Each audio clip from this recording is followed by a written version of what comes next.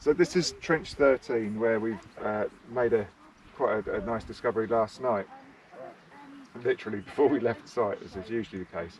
And you've got this lovely stratified ditch here, which has been sealed by this flint layer.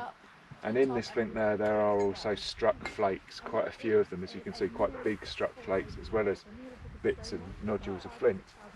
That came down to this level, and we thought that that might be the bottom of the ditch, but it didn't quite feel right. It didn't seem quite deep enough from where we've seen it elsewhere. So we carried on carefully taking this area back, and under here was a layer of darker clay. You can see it's quite wet still, and in there were some more flakes. And then underneath there appeared to be what might have been at the bottom of the ditch, but as you can see, underneath was this incredible fill, which is all angular pieces of chalk, which is not very weathered, so it's been either come down from the bank or been deliberately backfilled. And amongst it there are some very sharp, very fresh pieces of flint, and there was a huge amount of debitage, the flakes and the pieces of flint that have been broken off from flint because of flint napping, and it is literally so sharp and fresh. It's one of those moments that you get occasionally in archaeology where you realise that you are the first person to have touched this item since it was struck and cast into this ditch sort of 5,500 years ago. And as an archaeologist, you often don't get that as strongly anymore once you've been doing this for a long time, but last night I really did, mostly when I got home actually, when I was thinking about this flint, because it is just so fresh. Nothing there, it hasn't been moved around at all, it's literally cast down here.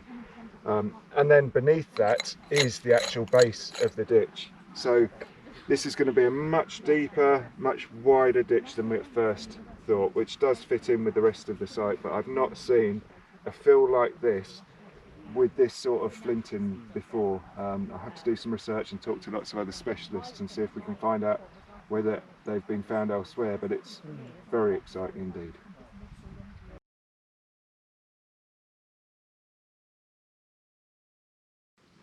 So what we have here is we've exposed the end of the terminus from 2017 that we found, and we've taken this section back. It's looking like it's a large Neolithic pit, maybe as part of the we're now starting to think it's a causewayed enclosure, because we have a causeway here, we potentially have one here as well.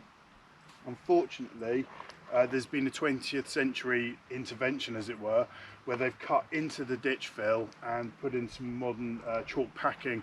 We're not entirely sure what it is. We originally thought it might be a World War II pad for a gun emplacement up here, but we've had an expert come up and say that's fairly unlikely. So we're still trying to work out exactly what's going on. But fortunately, underneath we've still got Neolithic ditch material that's in situ. So we found a couple of bits of pottery from here, finding a lot of flint debitage, which we've been finding all over the site. So it's again more evidence that they're making flint tools up here. So that's what we've learned so far with this bit. And we're now hopefully going to find out exactly what's going on here, because the edge of the enclosure should be over this way, because they use the natural geology sloping off as an edge to the enclosures at previous ones, such as Coombe Hill up on the hill and Whitehawk. So presumably the circuit's going to close around there. So that's the next thing to find out, but we're still trying to understand this bit here really.